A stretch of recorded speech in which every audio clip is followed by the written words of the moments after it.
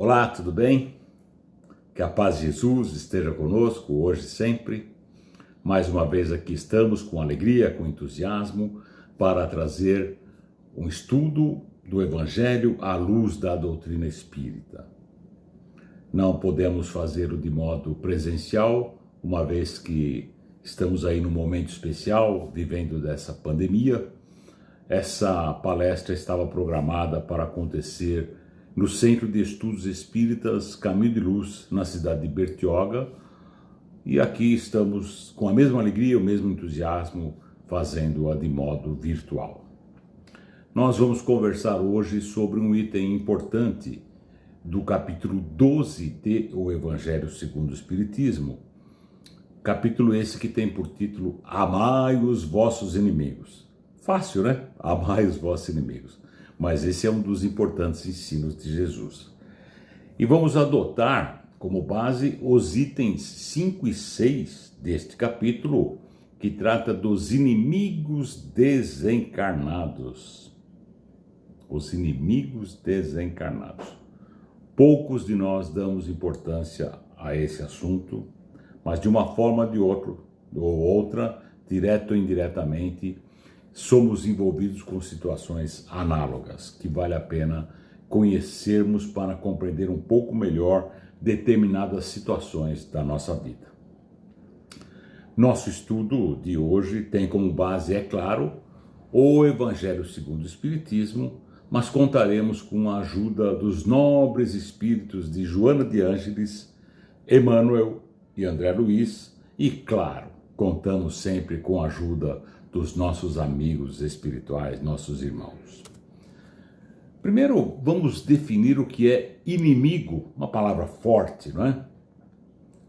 De acordo com os dicionários, inimigo é aquele que é hostil, que é contrário, que aborrece, que quer mal, com quem se anda em guerra. A expressão inimigo normalmente se relaciona mais à guerra. O inimigo é um rival, é um adversário, enfim, um desafeto. Antes do tema propriamente dito, os inimigos desencarnados, vamos tecer algumas considerações iniciais. Amar os inimigos é para o incrédulo um contrassenso. Como assim amar os inimigos, não é? Porém, para nós, para o espírita, é muito diferente a nossa maneira de ver esse assunto. Porque o espírita consegue lançar seu olhar sobre o passado, mesmo que não conheça o passado, sabe que ele existiu em outras existências, outras vidas. O espírita consegue ter um olhar sobre o passado e sobre o futuro, sabendo que o espírito é imortal e que a vida continua e nós continuaremos vivos, mesmo que em outra dimensão. E sabemos também que a vida, esta vida, não passa de um simples ponto em nossa jornada. De acordo com o Evangelho segundo o Espiritismo, se o amor constitui o princípio da caridade, amar os inimigos é a mais sublime aplicação deste princípio. Amar os inimigos é o ato mais sublime de amor. Aquele que alcança tal virtude conquista uma das maiores vitórias possíveis sobre o orgulho e sobre o egoísmo. Quando Jesus diz amai os vossos inimigos, não pretendeu que cada um de nós tenha para com o seu inimigo, seu desafeto, a mesma ternura que dispensa a um irmão, a um amigo. Claro que não. A ternura pressupõe confiança. E ninguém, é claro, pode depositar confiança numa pessoa sabendo que esta lhe quer mal. Não tem como, não é? Não se pode ter manifestações de amizade para com um desafeto, sabendo que com certeza ele vai abusar, se tiver oportunidade, vai abusar desta atitude. Entre pessoas que desconfiam umas das outras, não pode haver manifestações de simpatia, porque elas não comungam das mesmas ideias. Enfim, ao estar na presença de um inimigo, ninguém sente um prazer sequer parecido, é óbvio, com prazer esse que sente na proximidade de um amigo. Essas grandes diferenças no sentir é o resultado de uma lei física da assimilação e da repulsão de fluidos. É uma experiência que todos nós já tivemos e teremos. Quando você se aproxima de uma pessoa que você tem dificuldades, o seu coração bate diferente, você não se sente bem, a energia não fica boa. Ao contrário de alguém que você gosta muito, há um grande prazer, uma afinidade, uma atração natural. Amar os inimigos, portanto, não significa que não se deve estabelecer uma diferença entre eles e os amigos. Amar os inimigos não é, portanto, ter com eles uma afeição que não está na natureza. O contato com o inimigo faz bater o coração de modo diferente do que quando estamos com um amigo. Concluindo essa introdução, dizemos que amar os inimigos não é guardar, ou melhor, amar os inimigos, no que Jesus ensina, é não guardar ódio, nem rancor, nem desejos de vingança, e é perdoar. Perdoar de verdade, sem pensamento oculto, o mal que nos causem. E também amar os inimigos é não opor obstáculos a uma eventual reconciliação. Vamos falar agora dos inimigos desencarnados, que é o tema de hoje. O espírita tem ainda outros motivos para ser compreensível, para desculpar, para perdoar os seus inimigos. Temos que ter em mente que a maldade não é um estado permanente dos homens, é temporária. Os espíritas sabem também que a morte apenas nos livra da presença material de um inimigo, da presença material. E sabemos também que este pode perseguir o seu desafeto com seu ódio, mesmo depois de haver deixado o plano físico. O espírita sabe também que qualquer eventuais vinganças de nossa parte irão piorar as coisas, só irão piorar as coisas e não vai dar certo. Inclusive em pensamento, desejar o mal, etc. O pensamento constante, quando a gente tem um desafeto, tem um problema com alguém, normalmente a gente só pensa naquela pessoa, no que aconteceu, enfim. E isso é como se fosse algemas, a gente fica preso psiquicamente o tempo todo. É muito ruim. A vingança, o desejo do mal, acabam produzindo irritação, ódio. E esse ódio vai permanecer em outras existências, estejamos encarnados ou não, até que a dificuldade, o problema, a origem sejam superados, sejam resolvidos. E, se possível, melhor que seja aqui, enquanto estamos encarnados. Jesus diz: reconciliai-vos com seu adversário enquanto estás com ele a caminho. O mestre, quando diz enquanto estás com ele a caminho, se refere a enquanto estamos encarnados. Porque quando estamos encarnados, você sabe onde encontrar a pessoa. Tem WhatsApp, Facebook, e-mail, enfim, telefone, N formas de você acessar. Agora, quando desencarnamos, cada um de nós vai habitar uma faixa vibratória diferente. E mesmo que você deseje essa reconciliação, é muito mais difícil a localização, o contato. Então, a recomendação do mestre: reconcilia-te com teu adversário enquanto estás a caminho.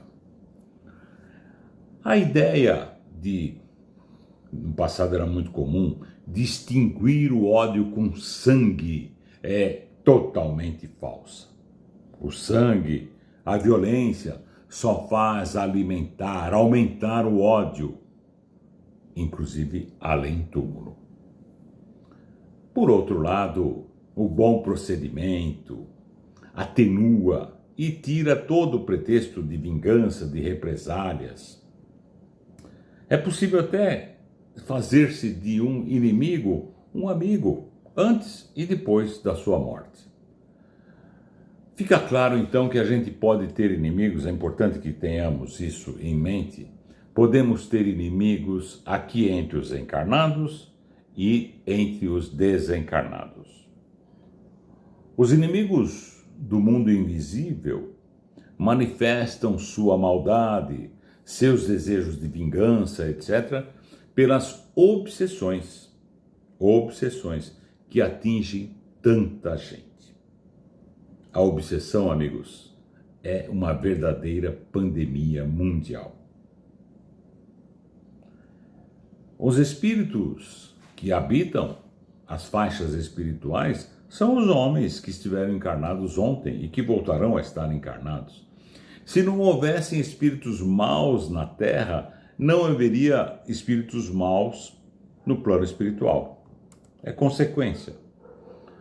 Se a gente deve usar de benevolência, da caridade, da compreensão, da tolerância, da paciência, do perdão com os inimigos encarnados, que é o que ensina Jesus, devemos também usar a tolerância, a paciência, a caridade com os desencarnados.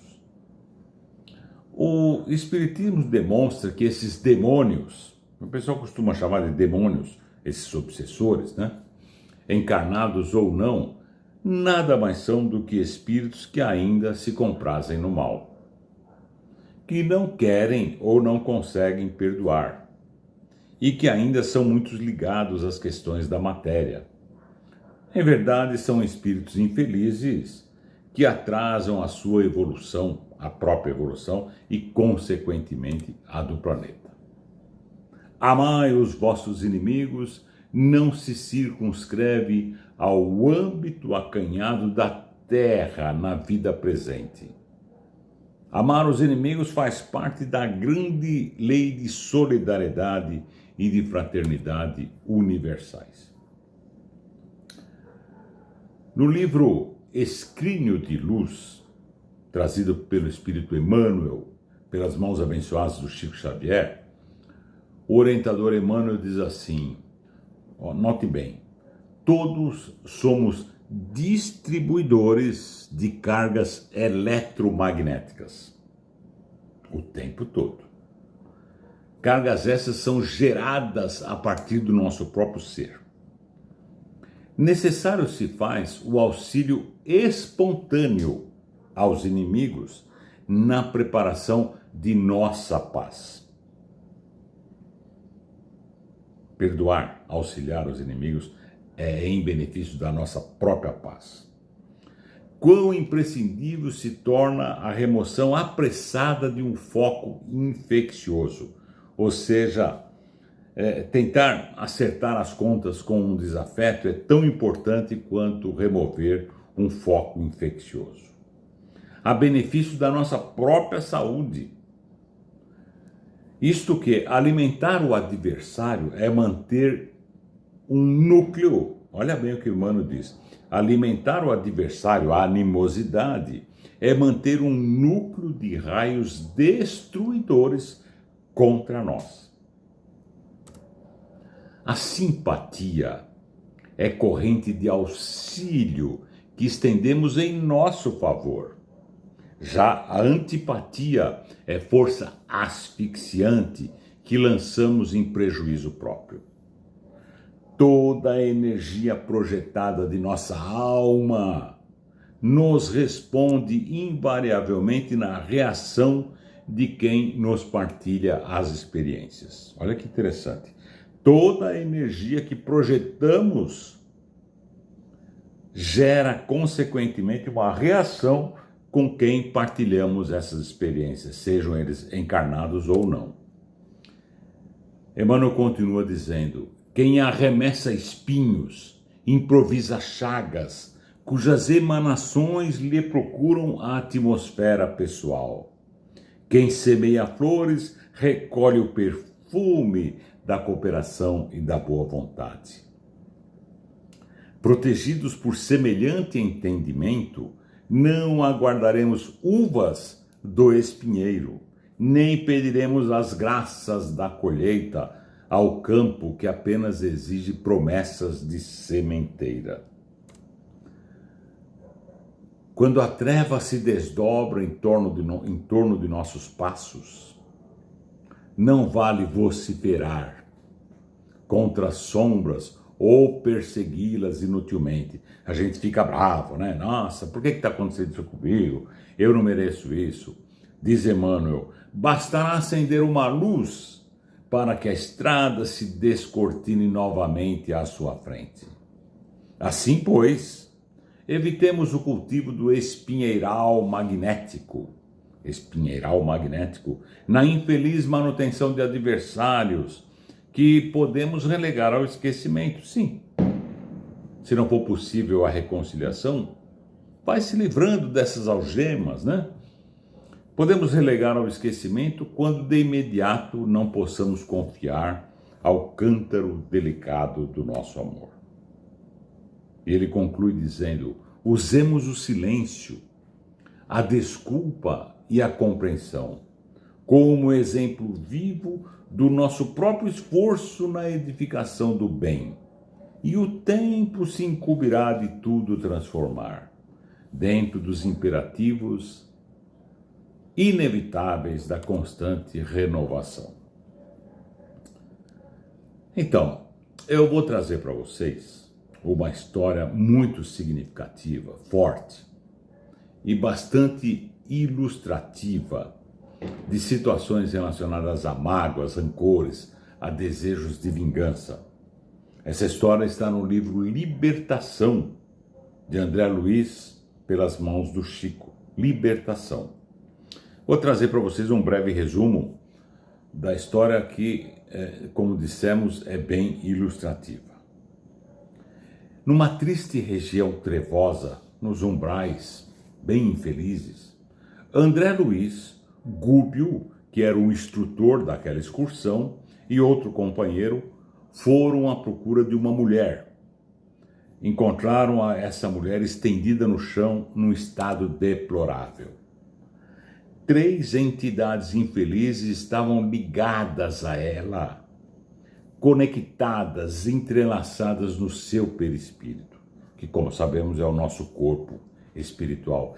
Então estava lá aquela senhora, aquela mulher estendida em péssimo estado e 3 entidades entranhadas no seu perispírito. E Gúbio esclareceu: são entidades infelizes entregues aos propósitos de vingança e que perderam grandes patrimônios de tempo. Vejam bem, esses sentimentos ruins, esses desejos de vingança, o ódio, o rancor, faz a gente perder um tempo danado.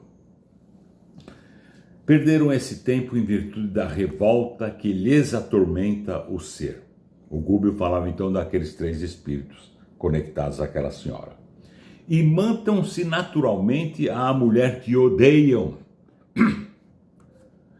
Entre gemidos e frases, as entidades diziam: vingança, vingança, não descansaremos até o fim.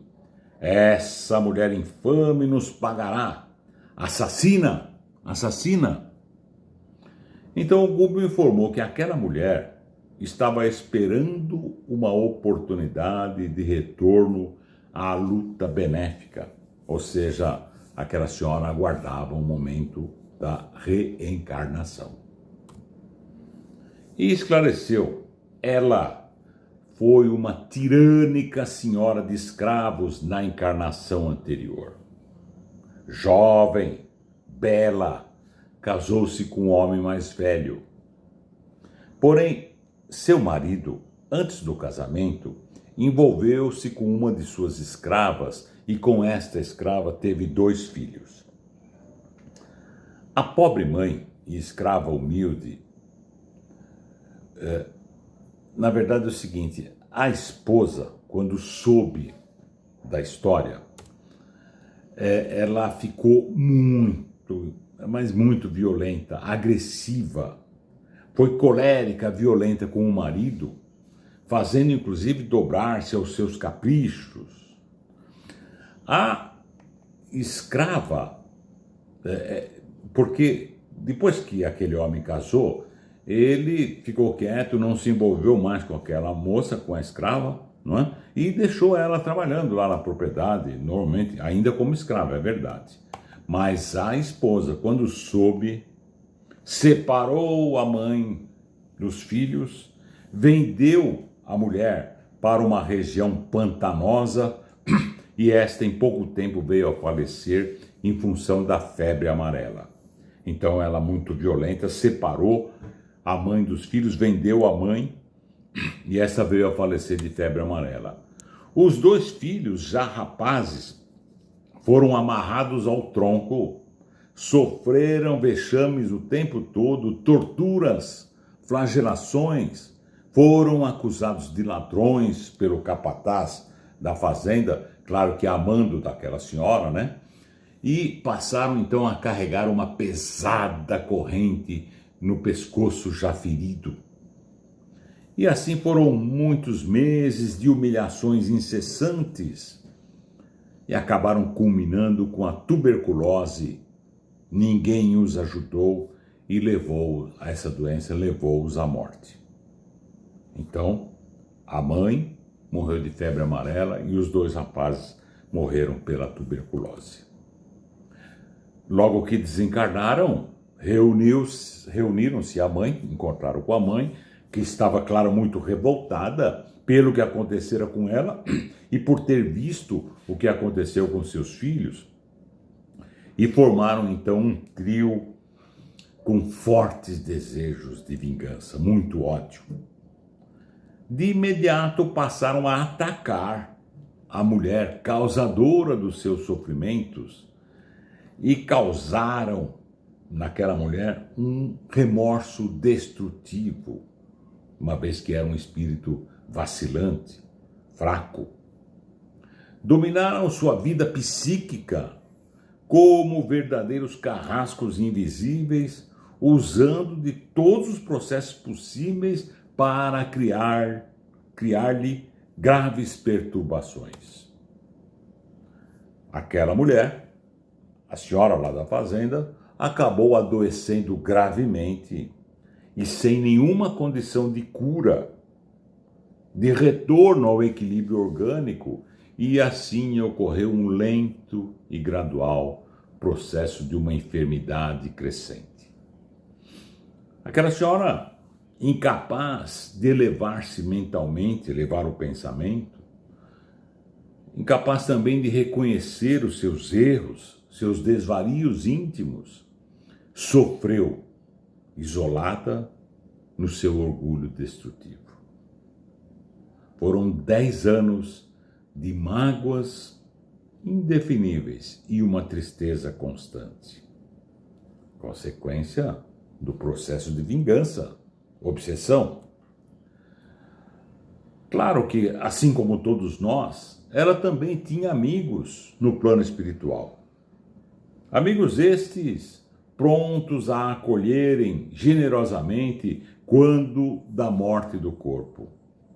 Mas esse socorro, essa ajuda foi impossível, porque quando nos cegamos no mal, nós mesmos não nos tornamos aptos, não nos tornamos em condições de receber qualquer tipo de auxílio em função do nosso estado mental. É uma questão vibracional, você não consegue se comunicar com espíritos elevados, dado o estado que você se encontra.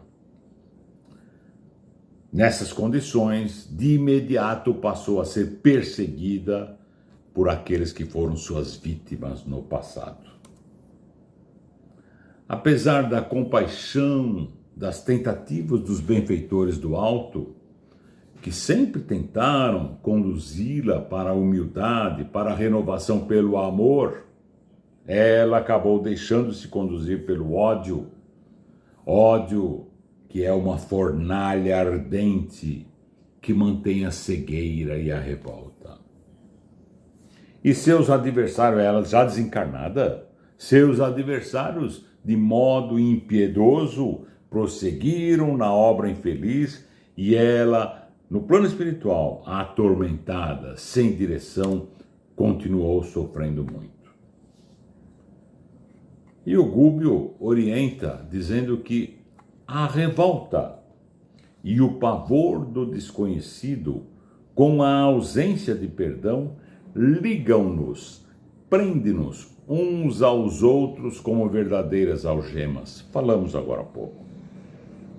Ele diz também a perturbação, consequência das obsessões, chega de modo inesperado, chega muito rapidamente, mas a sua retirada é lenta. Isso vale para o nosso dia a dia. De repente ele pode ser acometido, aí pode passar a sofrer um processo obsessivo e, porém, livrar-se disso é lento. Fiquemos atentos em nossas relações, nos nossos procedimentos. Lembremos de Jesus, orai e vigiai. E Gúbio concluiu esclarecendo que o esposo, o marido lá da fazenda, já havia reencarnado e ela deveria em breve seguir-lhe para uma nova e redentora oportunidade.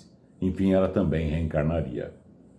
E ele diz assim, no planejamento que lhe foi concedido, como seria a vida daquela senhora na próxima encarnação, diz Gúbio, naturalmente renascerá em ambiente de vida torturada, enfrentando obstáculos imensos para reencontrar o ex-esposo e juntos vivenciarem experiências futuras. Ainda encarnada, continuará à mercê da influência dos seres que com ela se encontram algemados no abismo mental do ódio. Vejam vocês, aquelas três entidades que ela acabou proporcionando o desencarne deles em condições tão difíceis, ela ainda encarnada foram 10 anos de obsessão.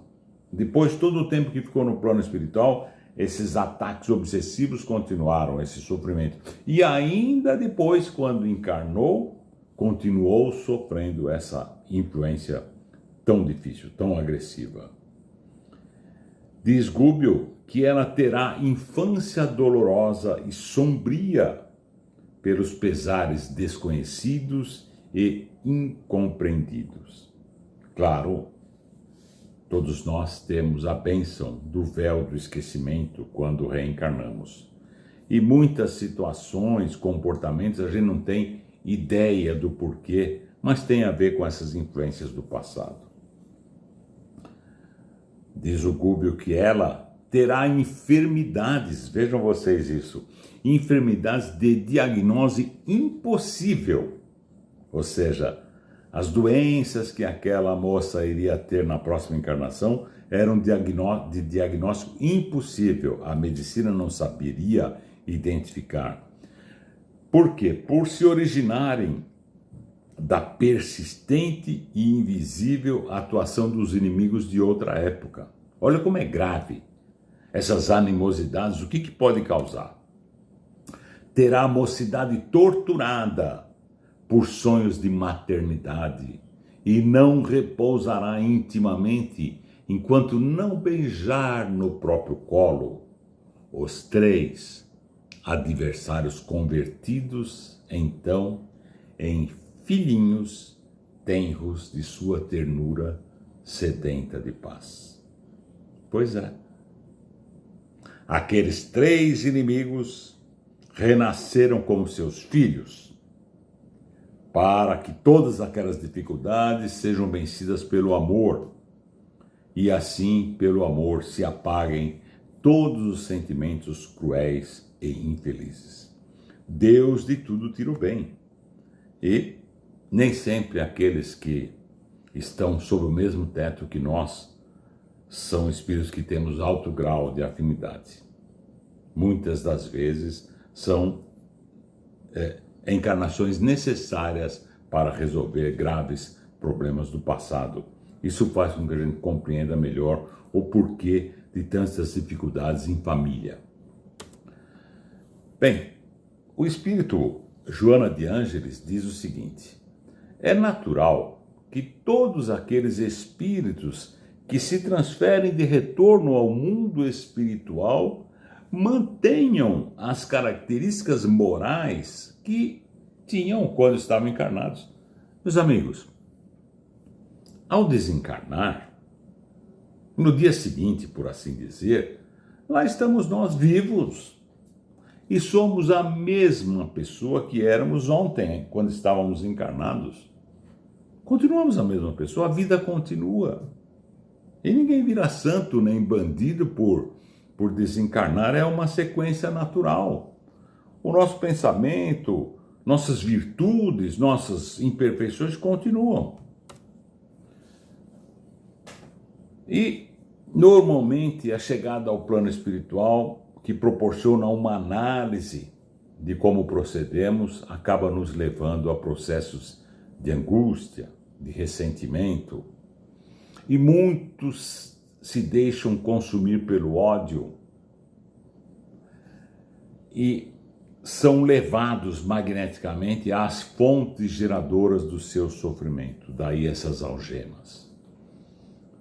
Mantém as vinculações psíquicas com os antigos desafetos, os quais se tornam inclementes cobradores das dívidas que supõem foram para com eles contraídas. Joana de Ângeles diz, supõe das dívidas que a pessoa diz ter crédito, porque, em geral, sempre estamos certos, não é? Nós estamos certos, o outro é que está errado. É assim ou não é? Nós somos maravilhosos, o problema são os outros. Diz a Joana, dispondo de mobilidade, o espírito pode ir e vir, não é? E fixando-se mentalmente ao adversário, mediante a afinidade moral, o fato é o seguinte: quando ocorrem as obsessões, não tem santo nessa história. São dois, no mínimo dois, espíritos doentes. Afinidade moral, é por isso que dá liga, que dá conexão. E aí inicia-se o doloroso processo de obsessão. E o nobre espírito ensina, olha que interessante, nunca desperdiceis a oportunidade de ser aquele, olha bem, de ser aquele que cede em contendas inúteis, quão perniciosas. Ela diz, ora, nas dificuldades, nas discussões, não perca você a oportunidade de ser quem cede. A oportunidade de perder no campeonato da insensatez a fim de ganhar paz interior. Ela diz assim, olha, aproveite a oportunidade de perder nessa contenda para ganhar em paz interior. Não desperdices a oportunidade de servir com devotamento, embora outros sirvam-se explorando a bondade do seu próximo. Não desperdices a oportunidade de oferecer compreensão e compaixão em todas e quaisquer circunstâncias que sejam possíveis. De edificar o bem onde te encontres, na alegria ou na tristeza, na abundância ou na escassez. Não perca a oportunidade de oferecer esperança, mesmo quando reine o pessimismo, a crueldade, levando ao desânimo, à indiferença. De ser aquele que ama, apesar das circunstâncias perversas. De silenciar o mal, a fim de referir-se àquilo que contribua em favor da fraternidade. Não desperdices a oportunidade de perdoar, mesmo aquilo que aparentemente não mereça perdão. E para a gente ir concluindo, em A Gênese, uma das obras da codificação espírita, sobre o bem e o mal, temos o seguinte: o mal é circunstancial, ou seja, o mal é apenas a ausência do bem. O mal não existe, o que existe é a ausência do bem. E concluindo, de fato, lembramos o ensinamento do Espírito Superior quando diz assim: amai-vos, eis o primeiro mandamento, instruí-vos, eis o segundo. Que Deus os abençoe, paz e bem a todos.